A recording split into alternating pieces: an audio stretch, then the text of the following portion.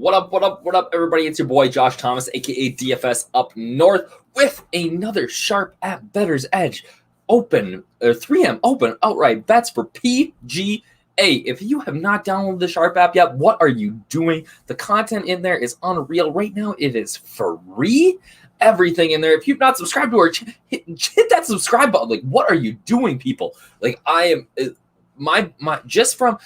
last, I came on about a month ago, 5 weeks ago. I started creating content here for the Sharp app, and in that amount of time, my bankroll has just been climbing and climbing and climbing, and not just for PGA. My boy Keg the other night just hammered the NBA. I was hitting NBA props today because I thought the game was today. Like, I have no idea, right? But Keg's putting out plays, so guess what? I'm clicking them, right? If you are not in yet, what are you waiting for? Get in Sharp app. There's information about how to download it in the description. Get into it. 3M Open this week. Let's go. 3M Open, my backyard. Okay, but not really. I talked about this in some of my DFS stuff. I'm from Minnesota, but people forget, like, especially people out east where everything is like an hour and a half. Like, I live in Minnesota. If I'm going to the 3M Open, it's a 5-hour drive for me. That's on interstate, right? So, like, you got to be, that's a big time commitment, especially with 3 kids under the age of 4. So for me, I'm not going to be on the grounds this week. I'd love to. I think that in the future it's going to happen. Me and my wife were just talking about it today because we were talking about, we're big, my wife's thankfully a big golf person too. Ryder Cup in 2020, I believe 2029 now will be in Hazeltine. And we said, okay, but maybe we might have to go to the 3M Open a couple of years in a row just to get our boys ready because they're going to be going to the Ryder Cup in 2029. So, I won't be there this week. I'll be there in spirit. I know that a lot of the PGA, DFS betting community is from Minnesota, so there'll be a lot of people there, which is exciting. So hopefully we get some word on the ground. Open Championship. Betting is especially golf betting, you are on a knife's edge all the time. Like, it is so close to either being very, very good or very, very poor. Thankfully, last week, we didn't have a very, very poor week. We were able to salvage things with a 1.23 head-to-head group round bets plus 1.23 units, which again, I've said that every time I put out one of these videos is that you need to be confident in those head-to-head and group bets. That's like your cash games, right? Those are you have the better odds of winning those, and hopefully you can hit a couple of outrights to carry you through some of your bad times, right? And we were so close last week with Louis. We were close to turning this from a minus 1.07 to a 4-unit win for the week, which would have brought our 5-week total to over 10. We're at 6+ units for the week, or for 5 weeks, which isn't that bad. But again, Louis was close. We had him for, that's why you bet T5s and T10s and T20s, because guys that get close but just don't quite cut it, you can make some of that money back there. But yeah, it was a decent week. I didn't even play. It was tricky. There was no strokes gain data, so our edge in on some of these, round and head-to-head bets for rounds 3, 4, whatever, were tough to do because we just didn't have any actionable data to go off of. I actually didn't even put out a bet for round 4. I put out hey, this is an optional. Guess what? It hit. Would have brought my total return to the week into the positive, but hey, what do you do? TPC Twin Cities, all right? This is the 3rd year that they've hosted an event. This is an Arnold Palmer design that was kind of reworked by Tom Lehman a couple years ago to really make it viable for the professionals. This course hosted a senior tour event for a lot of years, and it was a birdie fest for them. And now with the pros, it's a birdie fest again. It's in my backyard. I love Minnesota. This is very, very boring track. It's not an exciting course really to watch at all. There's a lot of water in play, I guess, which can lead to some excitement, but it's a hit your ball in the fairway, hit your ball tight at the green, make a putt, make a birdie, get out of there, right? The guys are going to be, for the most part, very disappointed if they don't, shoot 5, 6, 7 under every round. So it's probably not even top 15 course in Minnesota, to be honest, but it's the number 1 course that can host a PGA Tour event because you need so much structure. So it's a fun course. It's an interesting, I think, for a golfer like me, if I was going to play it, it would be very difficult. But if you're a PGA Tour pro, you got to shoot minus 20 this week to win. Greens, bent grass, which we're very familiar with. Par 71, 74, 31. Stimp is at 12. The superintendent today said that they're going to be trying to get that to 12.5 to 13 as the week goes on. It's not going to be hard to do because the weather has been so dry. Like, they haven't had more than an inch of rain total since May 1st. All right. So they've been watering the shit out of this course, right? Same with me. Like, back where I live, like, we're barely over an inch over that time period too. Lots of sand, lots of water hazards. It's not, like I said, it's very in front of you course. There's no tricks. It's just another stop on the tour for the week, right? Again, how do you allocate your bets? 1 to 2 units on outrights, 4-round head-to-head matchups, 1 to 1.5 units, daily head-to-head, 1 to 1.5. I've been a little bit higher than that lately. T5, T10, 1 to 1.5. First-round leader group betting, exotics, 5.5 to 1 units. So we're talking about 3 to 4 units week. Let's get to it. So, like I said, just a little bit ago, I said that they're going to try to get the stimp to 12.5 to 13. All right, that means that the ball is going to be, it's going to roll really fast, right? So it's the greens are very what you would consider fast or hard to putt on. Last week at the Open Championship, they rolled at a 10. That's really, really slow. You very, very rarely see tour greens at a 10. Most of the time, they're in between that 11 to 12 range. As you get to 12 or 13, that's when they get really that's when they get very difficult to putt on. But at the same time, the higher that stimp goes, the better it is for bad putters, all right? Because they really just got to get the ball going, read the line, and let it go. There's not a lot of speed control involved in it.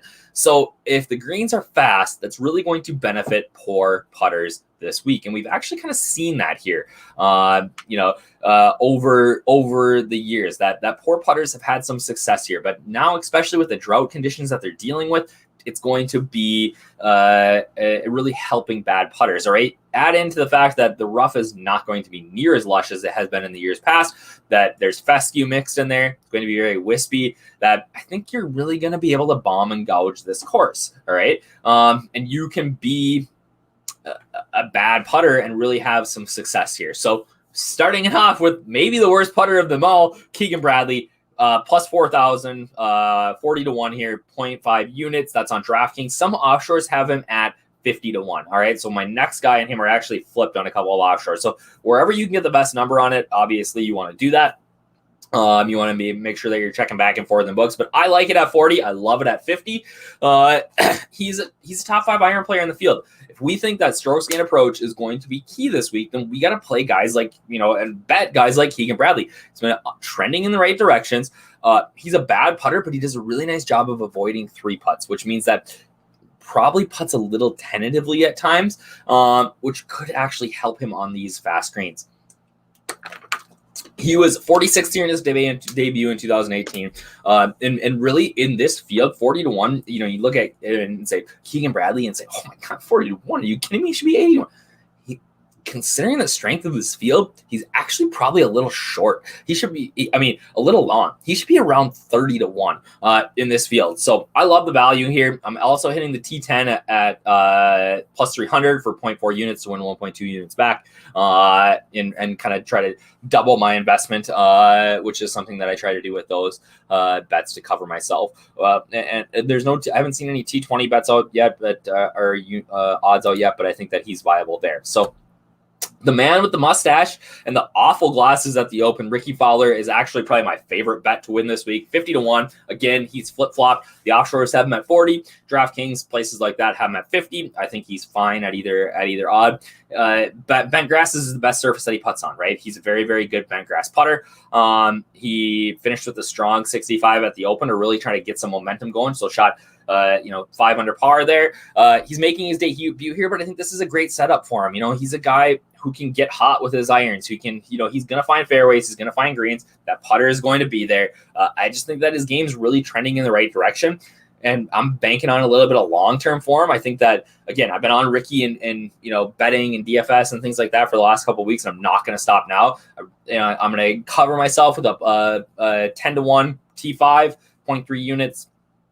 Try to win 3 units back. That's, I think, a really, really strong bet as well. But Ricky's winning this week, guys. Like, I'm making my call here. Ricky is winning, and if he doesn't win, he's finishing in the top 5. I'm very, very high on Ricky. Chaz Reavie. This is a MyBookie and offshore play. He is mispriced. All right. So sites like MyBookie, PointsBet, things like that, they have Chez at 100 to 1. All right. DraftKings, FanDuel, places like that have Chez around 66 or 60 to 1. So we're getting a ton of value on Chez, and I'll bite. Like I'll put a 0.3 unit bet on this. I have no problem with that. He played really, really well at the Open, which I was not expecting. He's just steady in all aspects of his game. He's knocking on the door for a breakthrough. This is another course that I think suits him. He at 7,400, I think, some people are going to say that he's not long enough. Like, fuck that. Like, you can cut corners here all day. Chez is a great driver of the golf ball. Like, he's going to be fine. Plus 500 T10, 3.3 units, lock and load play. But do not, like I said, do not play Chez at 66 to 1. I don't think there's any value there. But at 100 to 1, like, I can't turn that down. All right. Another guy who played well at the Open, Joel Damon.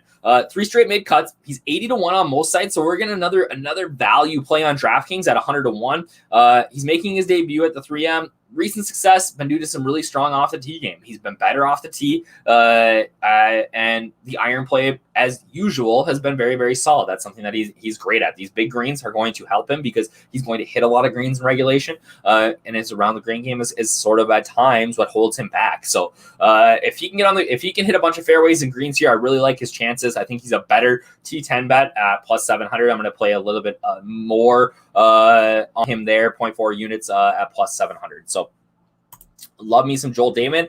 And then another guy, just like Seamus Power won last week on the Barbasol. So if you've watched this show, you've seen us bet Seamus Power the last 2 weeks in a row.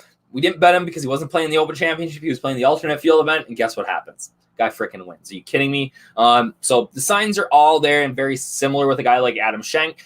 He's going to have a breakthrough performance soon. He was 15th last week at the Barbasol. He was 4th the week before at the John Deere.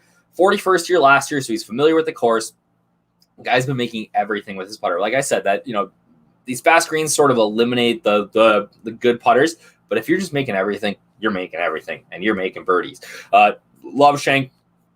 Again, 7 to 1 T10. Love it. 0.3 units. Going to be all over that. So those are my 5 guys this week. We got Keegs, Ricky, Chez, Joel Damon, and Adam Schenk. And then, T10 on Keegs, T5 on Ricky, and then T10s on the other guys. I think that, I might double dip here a little bit on like a Damon and Schenk.